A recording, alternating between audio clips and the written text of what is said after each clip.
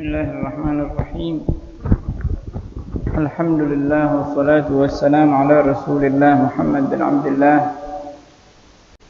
wa ala alihi wa sahbihi wa man tabi'ahu bihudah ma ba'du. Berkata Syekh Umar Abdul Jabbar dalam kitab Khulasat Nurul Yaqin sampai perkataan beliau Ghazwatul Khandaq, peperangan Khandaq. Khandaq itu artinya parit. Ya. Fi sanatil khamisati hadathat ghazwatul Khandaq wa tusamma bil ahzab aidan. لأن كثيرا من قبائل العرب واليهود اجتمعوا لمحاربة المسلمين وحصروا المدينة وكان عددهم 10,000 رجل يرئسهم أبو سفيان بن حرب فحفر النبي صلى الله عليه وسلم حول المدينة خندقا بإشارة سلمان الفارسي خوفا من الهجوم واستمر الحصار 15 يوما إلى أن تفرقت كلمة الأحزاب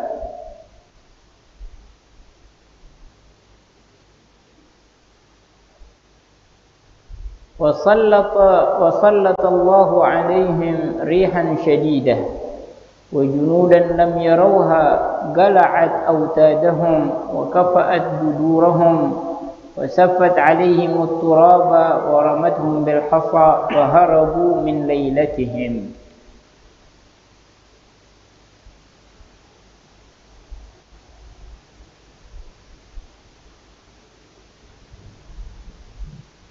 Di tahun yang kelima terjadi peperangan Khandaq dan disebut juga peperangan Ahzab, ya. Karena banyaknya gabailil Arab, ya, gabilah-gabilah atau suku-suku di negeri Arab itu bersatu untuk memerangi Rasulullah, ya. Jadi bergabungnya ormas-ormas dan juga partai-partai. Namanya apa? Partai itu bahasa Arabnya hizb, ya. Hizb jamaknya ahzab, ya. Mereka berkumpul untuk memerangi muslimin dan mengepung Madinah Al-Munawwarah. Dan jumlah mereka saat itu 10.000 pasukan yang dipimpin oleh Abu Sufyan, ya, Abu Sufyan bin Harb sebelum Islam, sebelum masuk Islam. Maka Nabi sallallahu alaihi wasallam menggali parit di sekeliling Madinah dengan isyarat Salman Al-Farisi alaihi ridwanullah karena khawatir bakal diserang. Jadi Khandaq itu di bagian depan Madinah dan di belakangnya itu Bani Quraidah yang orang-orang Yahudi yang sudah bersepakat dengan Nabi untuk tidak saling mencurangi. Ya, udah ada perjanjian yang disebutnya kafir mu'ahad. Nah, kafir mu'ahad ini aman, nggak boleh diganggu.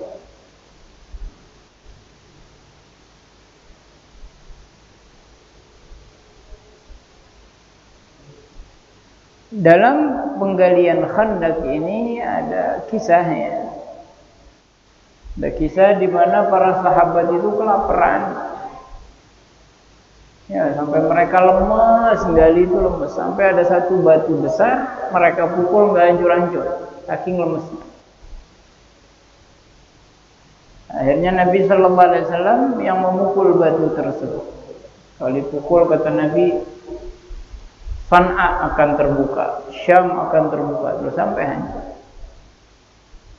Ada seorang sahabat ngelihat Nabi Sallallahu Alaihi Wasallam pasti lapar, ya. Akhirnya dia bisikin Nabi SAW, ya Rasulullah, nanti siang makan di rumah saya ya. Engkau aja, soalnya cuma ada segenggam gandum dengan 1 ekor anak kambing. Kata Nabi SAW, insya Allah. Maka disiapkanlah oleh sahabat itu, istrinya nyiapin makanan apa semua. Datang waktu makan, Nabi SAW bawa seluruh sahabat. Nah, seluruh sahabat dibawa oleh Nabi, tuan rumahnya bingung. Nabi Muhammad bawa semuanya. Nabi jumpai orang itu, kata Nabi, jangan khawatir. Mana apa masakan? Ya, maka Nabi SAW yang apa? Membagikan makanan itu. Nah, di riwayat satu piring itu dikerumuni 4 orang. Di riwayat 7 orang. Hanya maulid itu 4 orang, ada riwayatnya. Jadi nggak sembarangan ya. 4 orang kenapa harus 4? Ya. Nah, 4 orang ada sejarahnya. Dibagi semua sahabat makan. Sampai selesai semua makan, tuan rumahnya melihat itu gandum tidak kurang dan dagingnya nggak kurang. Mukjizatnya Nabi Sallallahu Alaihi Wasallam. Dalam peperangan tersebut, saat orang-orang kafir ini maju menyerang,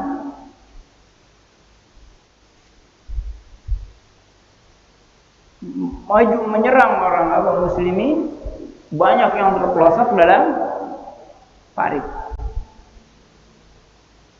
Hingga mereka menghukum Rasulullah di luar, pasti dia kelaparan, nggak bakal kok. Satu orang bisa melompati parit tersebut. Namanya Amr bin Abdul, pendekar saat itu dibuat. Ya, jagoan, besar badannya, masuk ke hadapan Rasulullah.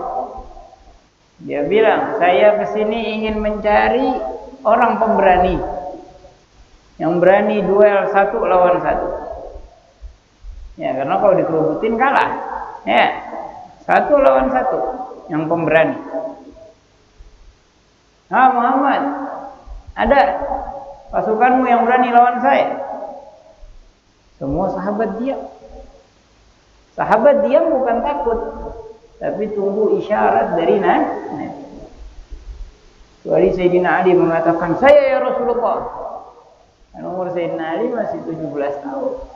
Ya, saya ya Rasulullah. Nabi menoleh kepada Sayyidina Ali, senyum Nabi.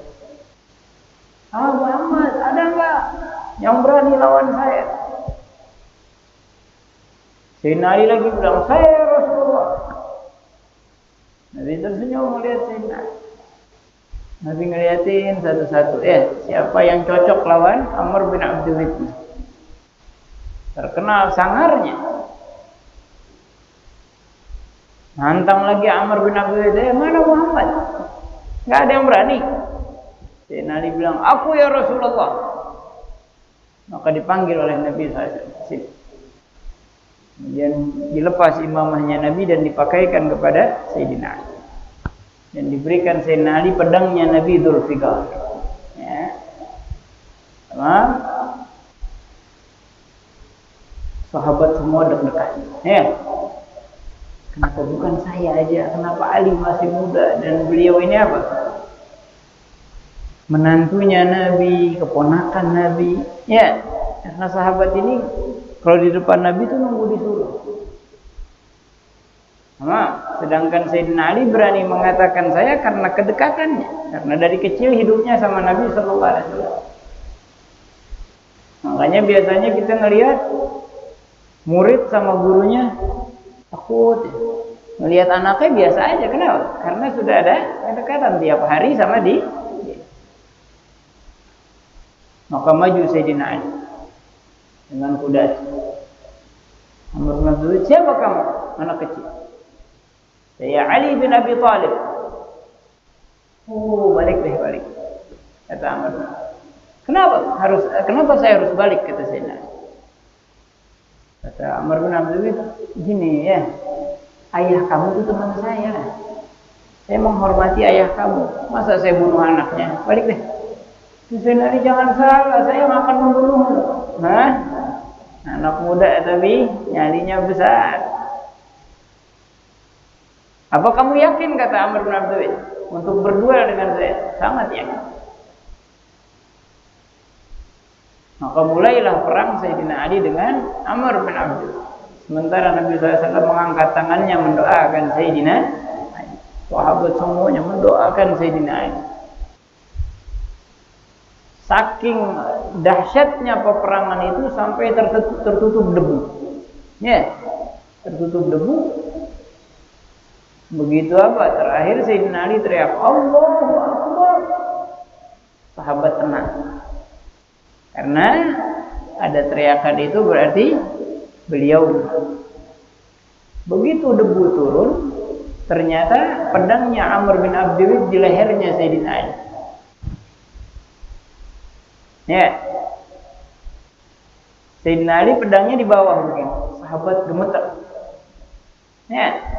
Didorong pedangnya si Amr bin Abdul oleh Sayyidina Ali. Amr bin Abdul terbelah menjadi dua. Nah, terbelahnya menjadi bukan palanya yang putus, tapi dari pala dipenggal sampai duburnya. Nah, alaihi ridwan. Maka dari sejak itulah Sayyidina Ali dijadikan oleh Nabi SAW duel. Ya, kalau ada duel-duel Sayyidina Ali pasti dipilih oleh Nabi SAW. Sayyidina Ali penunggang kuda yang sangat hebat. Nah, saking hebatnya beliau itu bisa muter di bawah kuda. Bisa muter di bawah. Alaihi ridwan. Nah, terus dikepung Nabi SAW selama 15 hari. Sehingga mulailah setiap kelompok-kelompok itu udah mulai apa? Beda pendapat. Ya, udah pulang lah. Ngapain di sini kita? Masuk, gak bisa. Ada apa? Ada parit begini. Nah, kan Rasulullah SAW menyuruh Sayyidina Ali mengecek mereka. Dan waktu itu hari apa? Musim dingin. Musim dingin. Sayyidina Ali masuk malam-malam ke sana, nyaru. Disuruh sama Nabi SAW, nggak pakai enggak. Ya, nggak pakai. Kok ketahuan gimana? Sami'na, nggak ada yang tahu Sayyidina Ali. Ketahuan bahwa mereka sedang cekcok di dalam. Dan Sayyidina Ali bin Abi Thalib dapat doa dari Nabi SAW, kalau musim panas nggak kepanasan, kalau musim dingin nggak kedinginan. Nah, masuk Sayyidina Ali nyelinap, ya. Akhirnya karena mereka berbeda pendapat, cekcok, tapi belum pulang juga, masih apa? Masih samar-samar. Maka Allah Subhanahu wa Ta'ala mengirimkan angin yang keras kepada mereka dengan apa? Dilempari dengan batu-batuan. Jadi angin saking kencangnya mengangkat batu dan melimpuki mereka, sehingga mereka kabur malam itu juga. Nah, maka amanlah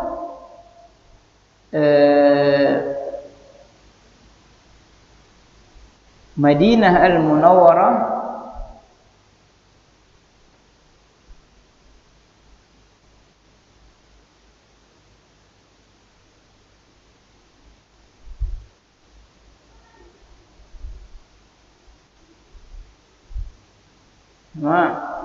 dan sebelumnya juga ada kesepakatan.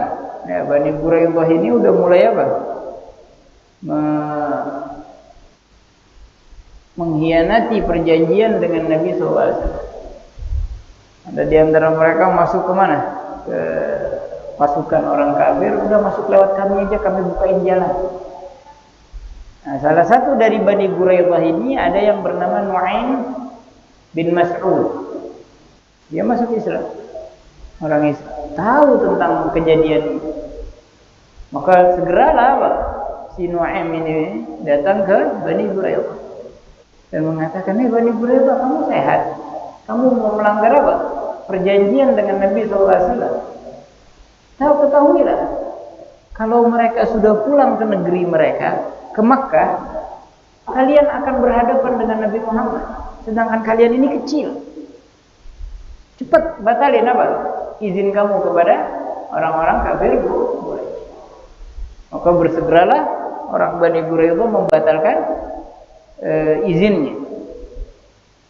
Membatalkan izinnya. Tapi di situ sudah ada apa? Pengkhianatan terhadap Nabi Sallallahu Alaihi Wasallam. Maka keesokan harinya setelah mereka pulang akan didatangi oleh Nabi Sallallahu Alaihi Wasallam. Ya, akan didatangi oleh Nabi karena mereka mengkhianati Nabi dalam peperangan Khandaq. Wallahu ta'ala a'lam bis-shawab. Berkata Syekh Salim bin Abdullah bin Sa'ad bin Sumair dalam kitab Safinatun Najah sampai perkataan beliau Al-Mughalladhah, ya. Al-Mughalladhatu tathuru bi sab'i ghasalatin ba'da izalati 'ainiha ihdahunna biturab. Dan najis berat itu menjadi suci dengan 7 kali cucian setelah menghilangkan zatnya. Karena alhamdulillah bisa Pak dijilat anjing kan ada apa? Ludahnya, ya. Maka dihilangin dulu itu, dicuci sampai hilang zatnya atau dilap. Hasil zatnya sudah. Setelah tidak ada, baru dicuci 7 kali, salah satunya dengan debu. Nah, afdalnya debunya itu di cucian pertama. Jadi ambil debu, campurin ke air. Ya, tanah kayak, ya. Aduk, baru cuci. 1. Ya, baru pakai air bersih. 2, 3, 4, 5, 6, 7. Selesai. Itu afdalnya. Kenapa? Karena andai kata pada cucian ketiga misalnya. Cucian ketiga nyiprat ke kaki. Cuciannya.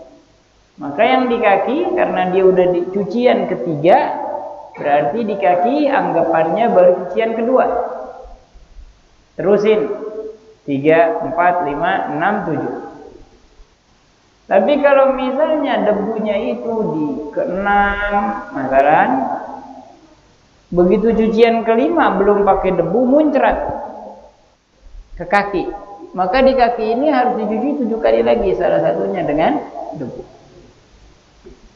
Paham? Jadi debunya di pertama itu afdal. Atau campurin air seember sama tanah, udah 7-7-nya pakai itu enggak apa-apa, ya. Baru udah selesai, baru bilas di kamar mandi pakai air biasa. Paham?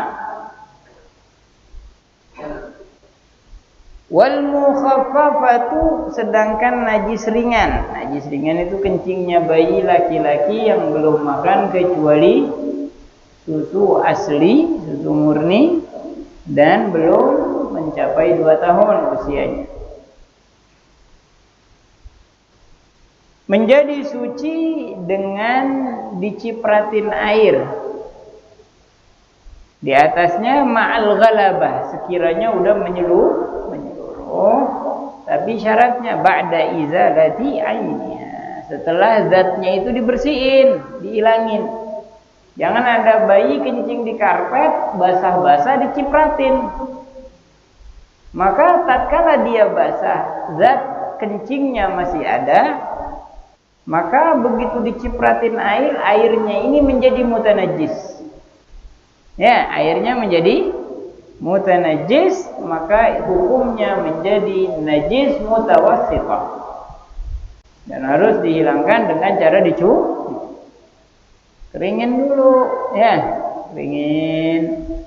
Baru cipratin. Nah, itu caranya. Bukan langsung dicipratin aja, keringin dulu, hilangkan dulu zatnya. Wal mutawassithatu, sedangkan najis yang sedang, dan gasimu ala gismain, terbagi menjadi 2. ainiyatin wa hukmiyatin. Pertama najis ainiyah, yang kedua najis hukmiyah. Al-ainiyah allati laha launun wa rihun wa ta'mun. Sedangkan najis ainiyah itu yang memiliki warna, bau dan rasa. Ya, memiliki warna kayak apa? Darah.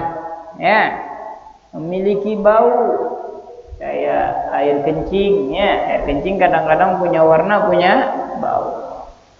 Yang punya rasa apa? Apa najis yang punya rasa? Khamr. Ya, khamr punya rasa. Jangan bilang kencing. Emang pernah jajalin? Nah.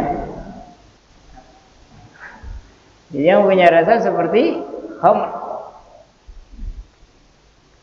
Maka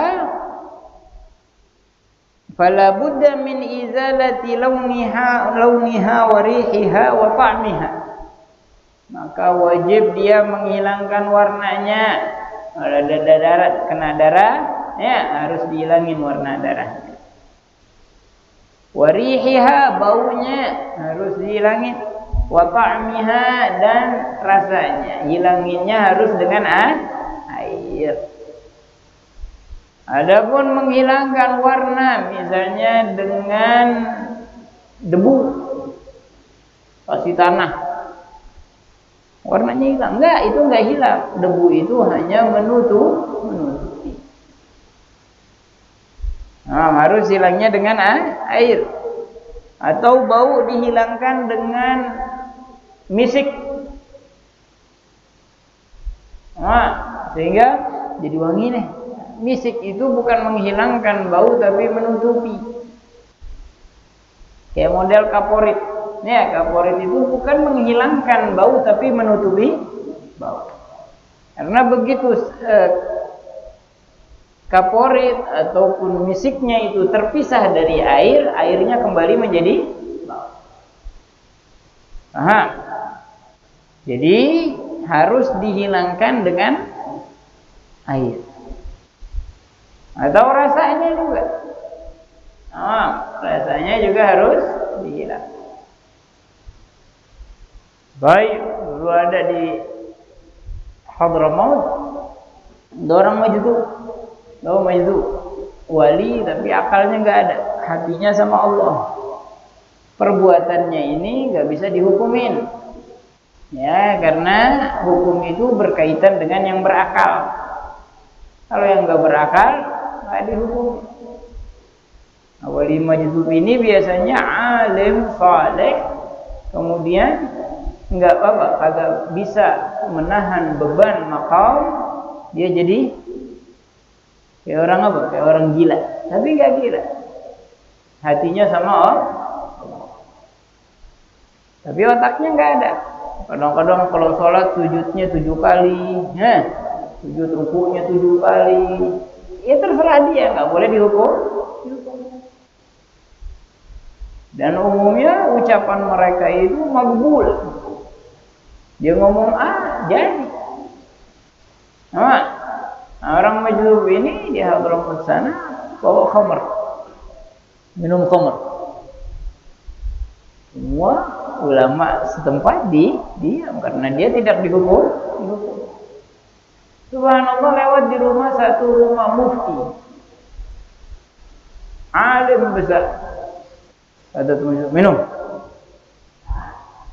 Nah, minum disosot sama dia, tahu sosot, dijejelin.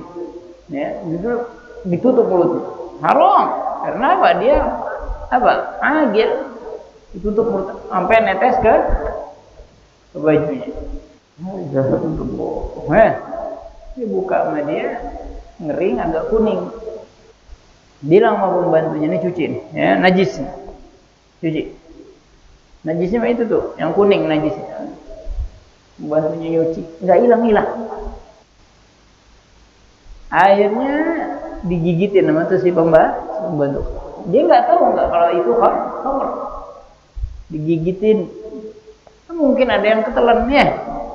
Dia nggak tahu. Subhanallah, setelah beberapa hari ini mufti lagi seperti bingung memikirkan masalah hukum. Pembantunya bilang, ya Syekh, ada apa? Kayaknya wajah pusing banget ini, masalah ini belum terpecahkan. Masalah apa Syekh? Ini. Oh, masalah itu jawabannya ini. Hah?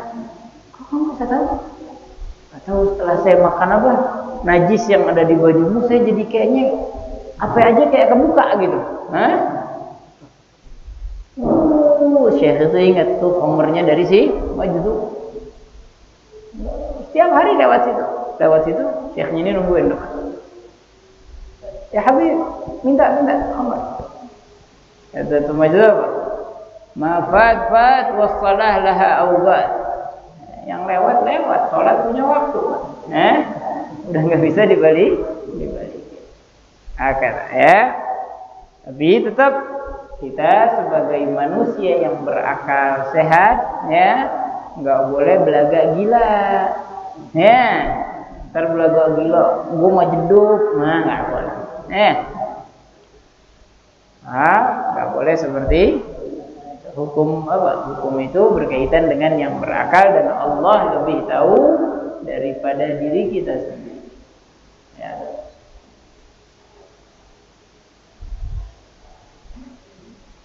Allahu Akbar, Allahu Akbar. Allahu Akbar, Allahu Akbar. Asyhadu an la ilaha illallah.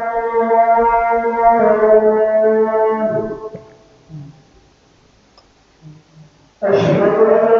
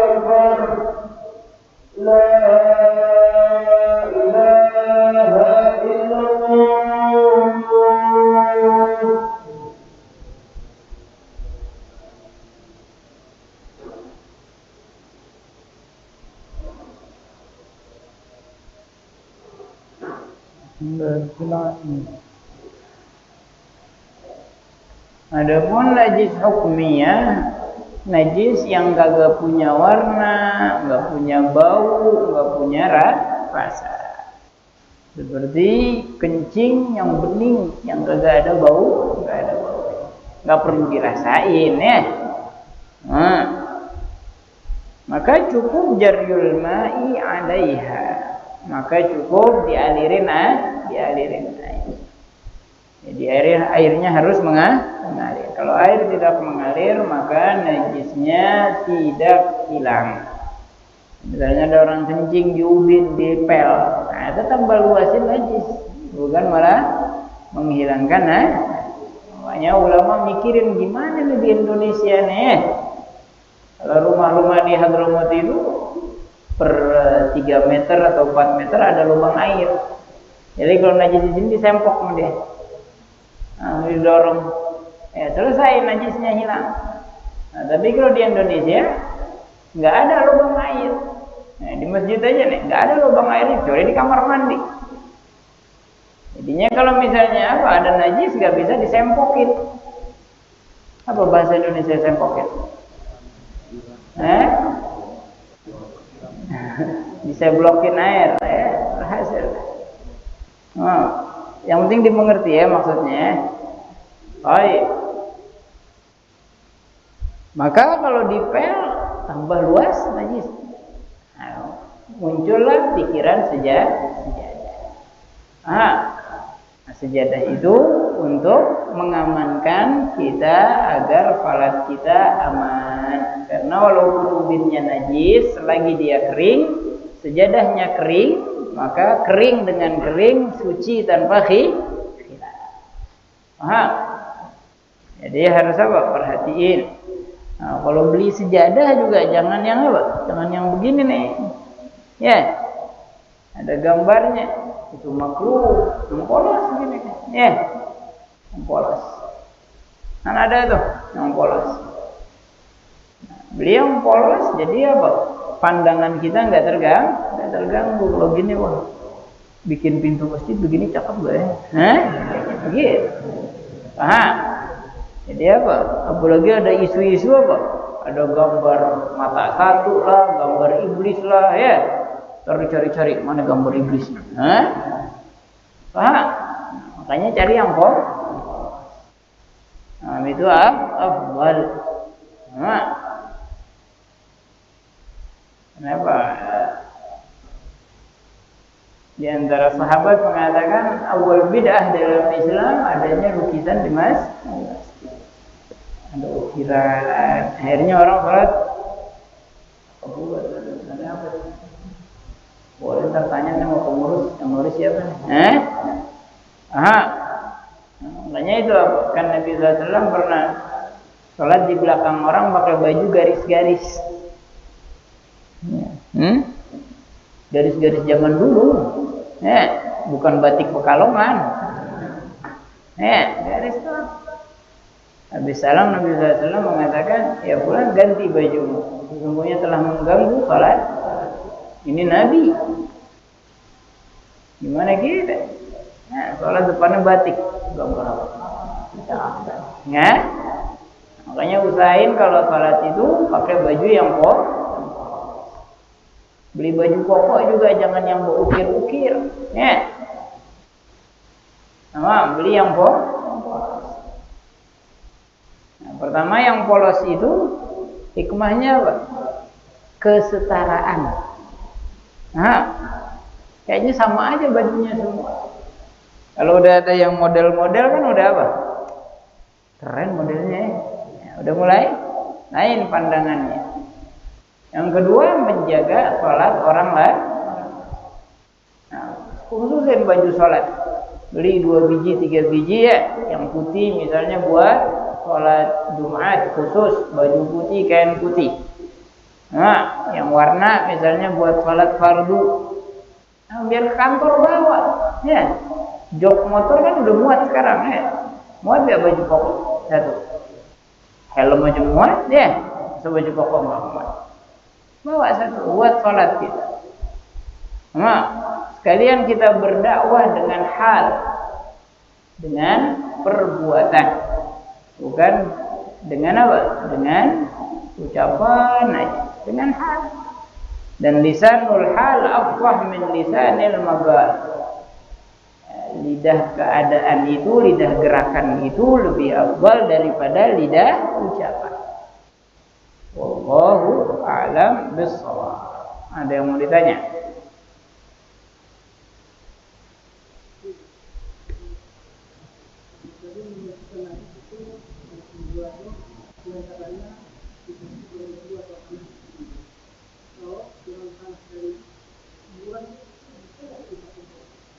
Tergantung, boleh nggak tanahnya dari kuburan? Lihat dulu kuburannya yang kuburan umum bukan. Kalau kuburan yang digali, misalnya kayak di karet, yang itu kan ganti-ganti orang. Nah, kalau kuburan itu digali, maka tanahnya menjadi najis. Tanah kuburan itu najis, maka tidak boleh digunakan untuk bersuci, nggak boleh buat tayamum, nggak boleh untuk menghilangkan najis mughalladah. Tapi kalau kuburannya itu kuburan pribadi, nggak digali-gali, maka tanahnya Ada lagi, boleh kalau pakai tanah kuburan yang nggak digali boleh. Ada lagi.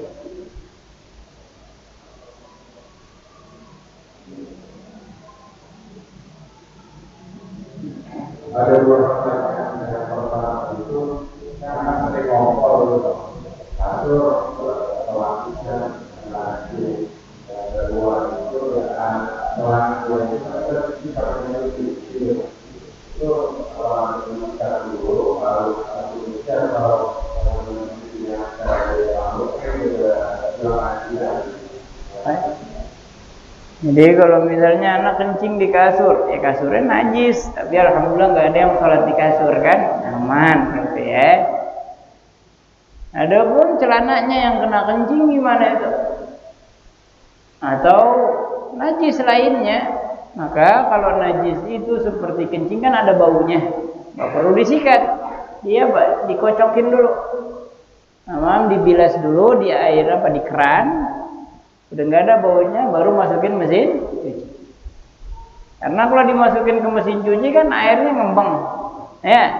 Kalau air itu ngembang, dia tidak mengangkat najis, tapi malah menajiskan air tersebut. Malah gara-gara salah satu celana anak, akhirnya pakaian yang lain menjadi najis. Paham? Karena airnya tidak mutlak. Lagi udah dikasih sabun, ya. Jadi kalau misalnya ada pakaian yang najis, kocokin dulu, hilangin apa? Kalau ada warnanya, hilangin warnanya. Kalau ada baunya, hilangin baunya. Kalau ada rasanya, hilangkan rasanya. Baru campur di mesin cuci. Ada lagi?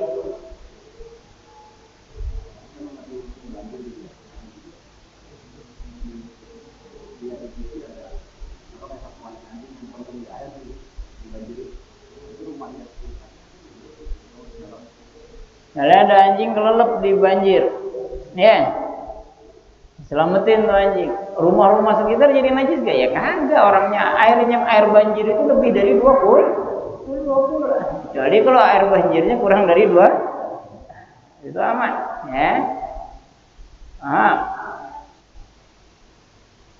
Kecuali kalau begitu tuh anjing masuk, airnya langsung surut, kurang dari 20. Nah ini baru. Makanya ada apa? Ada lugz, teka-teki. Ada air 20, 3 tempat. 1, 2, 3, semua airnya 20. Setiap satu tempat itu 20. Air yang pertama dijilat anjing. Air yang kedua anjing nyebur. Air yang ketiga dikencingin anjing. Mana air yang najis? Mana yang najis? Yang dijilat najis. Karena jadi kurang dari 2 pula. Nah, kalau kurang dari 2 pula, maka begitu kemasukan najis walaupun tidak berubah, otomatis menjadi najis. Air yang kedua, anjing nyemplung, keluar, kurang dari 2 bulan, najis juga. Yang dikencingin nambah, bukan kurang. Kalau yang dikencingin ini tidak berubah baunya, warna dan rasanya, maka tetap suci. Karena airnya 2 bulan. Jelas ya? Nggak usah bilang apa anjing kecemplung, anjing di banjir, nggak apa-apa, ya. Angkat nya selesai, nggak jadi najisin rumah-rumah warga. Makanya rumah warga yang kebanjiran itu rumah yang paling bersih, ya, nggak najis, ya.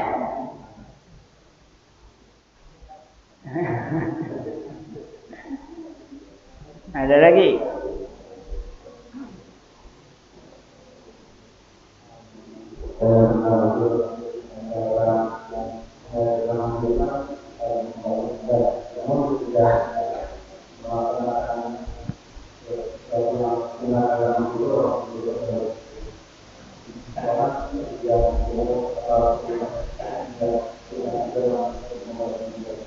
Niat wudu itu wajibnya saat mencuci dan waktu kumur-kumur sunnah niat enggak? Ya. Ya, makanya kita biasanya dulu waktu kecil itu niat wudu saat mencuci tangan. Nawaitu wudu'a li raf'il hadatsil asghar. Betul enggak? Kalau kita niat wudu saat apa? Mencuci tangan, maka tetap waktu mencuci muka harus hadirkan niat di hati. Maka dengan apa? Dengan niat saat cuci tangan, maka yang sunnah-sunnahnya juga masuk sunnah-sunnah sebelum mencuci muka. Tapi permasalahannya kata ulama, kalau niat dari sejak mencuci tangan, maka kita akan kehilangan sunnah kumur-kumur dan istinsyak serta istintaj. Masukin air ke hidung. Kok bisa? Ya. Iya. Karena begitu kita kumur-kumur kan kita udah niat. Niat itu kan harus hadir sampai mencuci muka. Begitu kita kumur-kumur, kita telah mencuci bagian dari wajah, maka kumur-kumurnya tidak dapat pahala. Oh, kalau kayak gitu ada caranya, kata sebagian ulama. Kumur-kumurnya pakai sedotan. Lah tapi istinsyaknya gimana? Sebab sedotan juga bisa masuk otak, Mbak. Paham? Nah, maka diambillah jalan tengah. Ya. Ambil jalan tengah dengan cara saat mencuci muka itu, saat mencuci tangan itu, kita niat nawaitu an a'tiya bi sunanil wudu'i kulliha. Saya niat menjalankan seluruh sunnah wudu. Saat mencuci tangan, bukan niat mengangkat ada. Nah, begitu pas di muka niat lagi nawaitul wudu'a. Jelas? Ada lagi?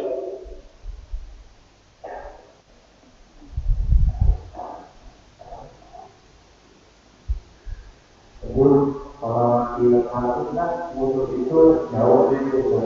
Misalkan ini kepala kalau kita terus atau wudu ada yang semua bapak ketiga itu biasanya naik juga apa wudu lagi.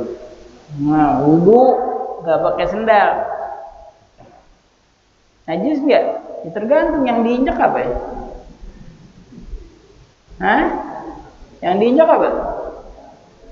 Jalanan, tanah najis nggak? Ya udah nggak najis. Kalau yang diinjak tai kucing najis.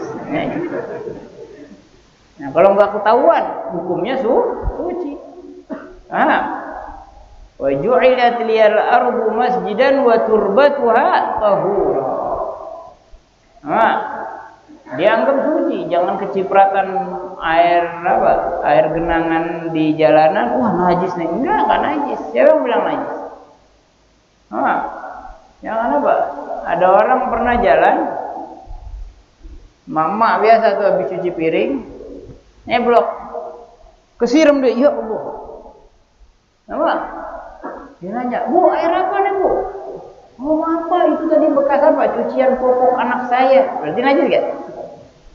Ya jadi najis. Temennya bilang, su'aluka najasat Bu. Penyebab najisnya karena lo nanya. Coba lo gak nanya, lo gak tahu. Nama? Jadi jangan air apa nih? Untuk air biasa. Selesai nggak najis ya. Kecuali di sana ada alamat ya, ada alamat bau pesing nih, air biasa nggak bisa karena itu ada bau. Paham? Ini nggak apa-apa, nggak pakai sendal. Selagi yang kita injak itu bukan najis, nggak apa-apa. Jadi di rumah kita tahu nih ada petak apa? Sepetak pernah dikencingin. Kaki kita basah, injak itu kaki kita menjadi mutanajis karena kering sama basah.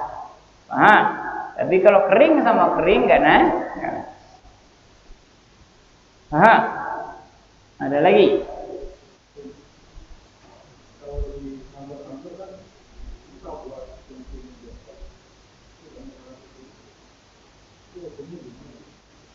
Ya. Jadi di kantor-kantor, di mal-mal sekarang pada bikin tempat kencing berdiri. Nah, hukum kencing berdiri itu makruh. Hukumnya makruh. Kecuali yang kena kencing batu. Nah, yang kena kencing batu, penyakit kencing batu, baiknya kencingnya diri. Nah, supaya lebih mudah untuk mengeluarkan batunya. Nah, karena kalau dia jongkok batunya turun. Kalau dia berdiri batunya lebih mudah. Tapi kalau yang selebihnya bagusnya jongkok, ya. Bukan kencing duduk. Kencing duduk apa? Najisnya kemana-mana entah. Kencing jongkok, ya. Sunnah kencing duduk katanya. Kencing jongkok, jangan duduk. Kalau dia di kantor-kantor pada berdiri, ya, artinya lebih hemat ruangan, ya, lebih hemat ruangan, tapi bisa jadi penyakit, bisa jadi penyakit. Makanya Allah sebut dalam Al-Quran, fattabi'uni, ikuti aku. Karena bakal banyak orang yang menyimpang dari Nabi Sallallahu Alaihi Wasallam. Alhasil kalau misalnya masalah najisnya kalau memang kecipratan pasti maka menjadi mutanajis. Kalau nggak kecipratan nggak apa. Nah, cari yang aman deh. Masukkan di setiap kantor juga ada WC-nya kan. Masuk di WC, kencing di WC. Oh, jangan kencing di bandara, mau di mall, masuk ke WC. Nah, cuman di WC sekarang bingung juga. Air ceboknya nggak ada. Nah, disemprotin dari bawah. Nah, buat kemaluan depan gimana caranya? Nah, ada apa? Sudah banyak yang sudah dikasih yang terbersih masih mau yang kotor. Nah, la ilaha illallah. Kita bawa botol aku ada ya. Bawa botol isiin air masuk kamar mandi. Nah, kencing cebok. Nah, alhamdulillah ya. Kita masih banyak dikasih jalan keluar sama Allah. Walaupun mereka menginginkan untuk menjauhkan kita dari Nabi Muhammad, tapi insya Allah kita muslimin akan terus berpegang teguh dengan ajaran Nabi Muhammad. Ya, hanya untung nggak jadi orang-orang miskin? Untung. Kamar mandi kita ada kloset diri. Yang ada orang kaya. Nah, untung jadi orang miskin. Jangan jangan pernah kecil hati jadi orang miskin. Gak enaknya cuma gak makan makanan-makanan yang ada mereknya ya. Gak enaknya cuma itu. Lagian juga rasanya aneh. Ya, rasanya aneh. Bukan selera kita orang Indonesia. Cuma karena gengsi-gengsian aja deh. Nyampe rumah makan lagi. Ya, cari kangkung tumis tetap. Jangan gedein gengsi. Rahimallahu imra'an arafa qadra nafsih. Allah merahmati seseorang yang tahu dirinya. Jangan maksain mau beli motor belum mampu kredit. Jangan. Akhirnya kita membebani diri kita sendiri. Padahal kita di Al-Quran disuruh sama Allah doanya Rabbana la tu'akhidna in nasina wa akhtana Rabbana wa la tahmil alaina isran kama hamaltahu 'ala alladziina min qablina Rabbana wa la tuhammilna ma la taqata lana. Ya Allah, jangan kau bebani aku sesuatu yang aku gak bisa. Malah kita nyari beban. Ya, berbeda nggak dengan doa di Al-Quran? Berbeda. Kita tanpa mencari beban aja sudah ada beban.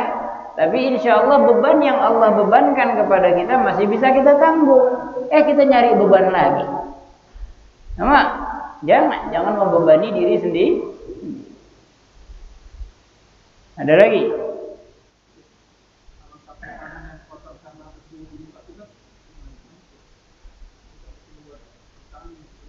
Enggak ya, sapu tangan buat bersihin debu, buat nyempretin ingus lagi, ya. Kantongin, najis gak? Agak najis, ya. Jadi najis itu bukan ingus ya, segala cairan dalam tubuh. Ya, kecuali ingus, ludah itu nggak menjadi masalah.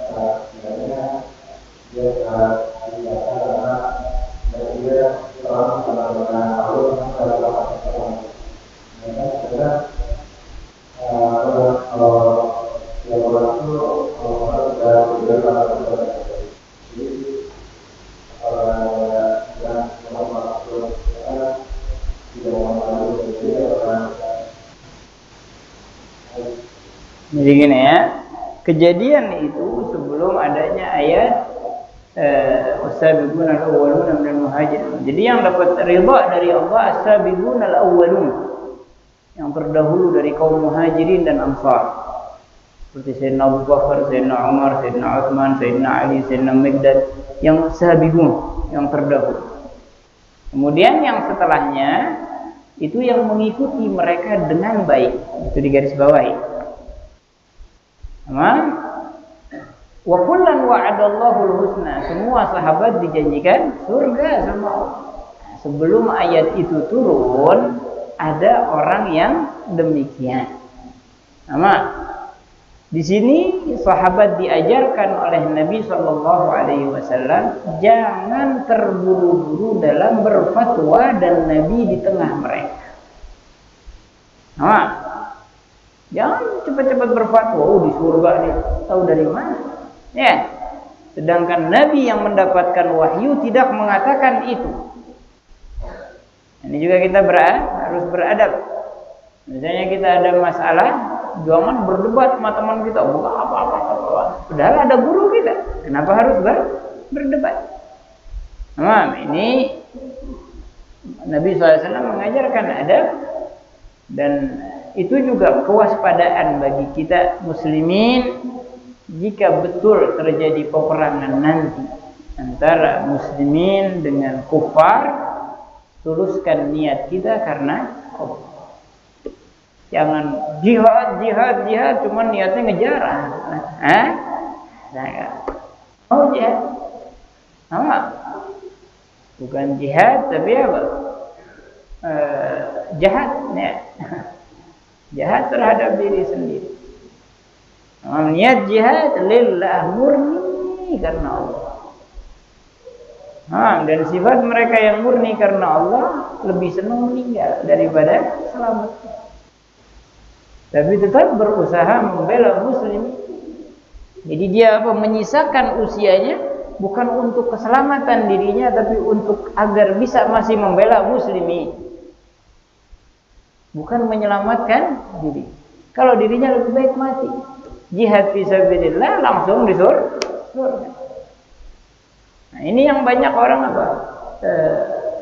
mendefinisikan jihad saja tapi nggak tahu tujuannya. Sangat tipis antara lillah dan nafsu.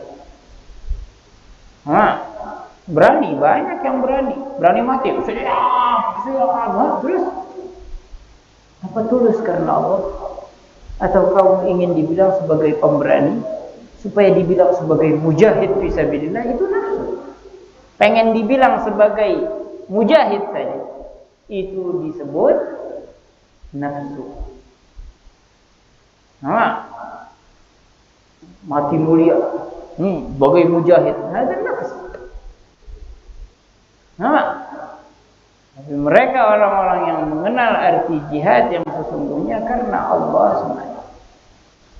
Ya, sahabat Nabi SAW, begitu Nabi lagi sakit, Nabi merancang peperangan ke Yaman yang dipimpin oleh Usamah bin Zaid yang usianya 16 tahun. Pasukannya siapa? Abu Bakar, Umar.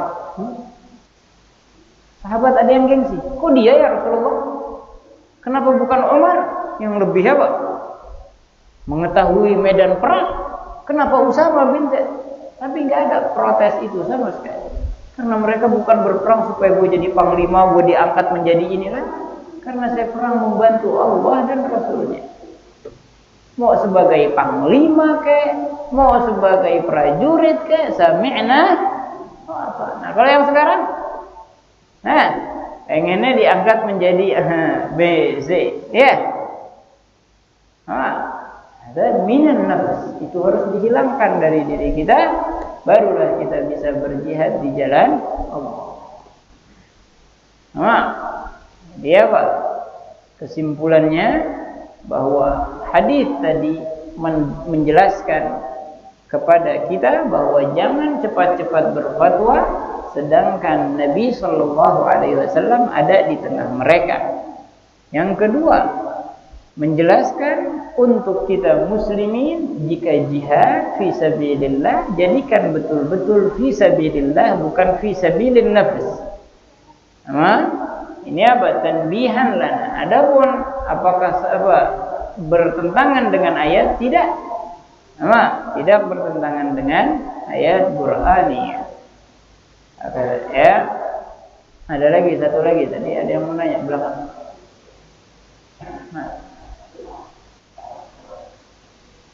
Syukran. Satu lagi ya di sini koma.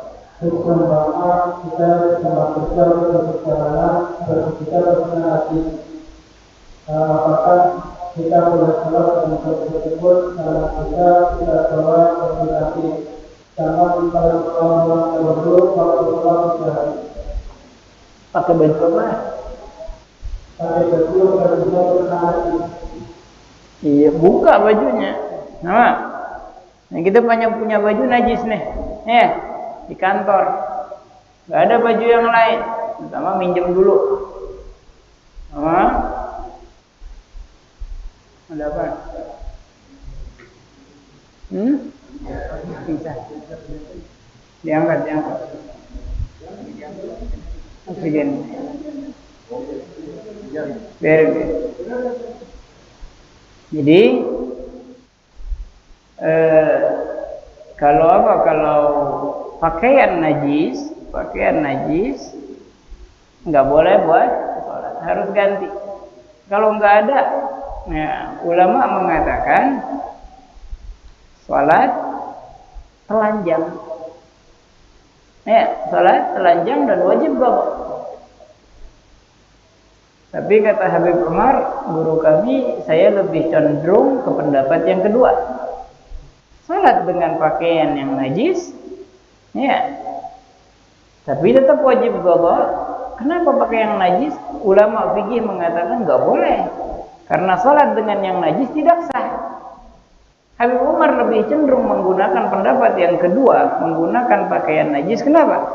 Karena najis ada pendapat yang mengatakan bahwa najis itu dimaafkan. Jadi semua kotoran manusia, binatang suci kecuali anjing dan babi. Itu ada pendapat. Tapi ini pendapat-pendapat seperti ini boleh digunakan saat darurat. Saat darurat. Jangan apa? Jangan dipakai untuk keseharian. Untuk darurat enggak apa-apa. Wallahu ta'ala a'lam bissawab. الفاتحة أن الله يعلمنا ما جهلنا ويرزقنا العمل بما علمنا أن الله يتوب علينا وعليكم توبة نسألنا من بعدها اللهم الله يشفي مرضانا بالسلام في خير ولطف وعافية وعيادة في زيادة وإلى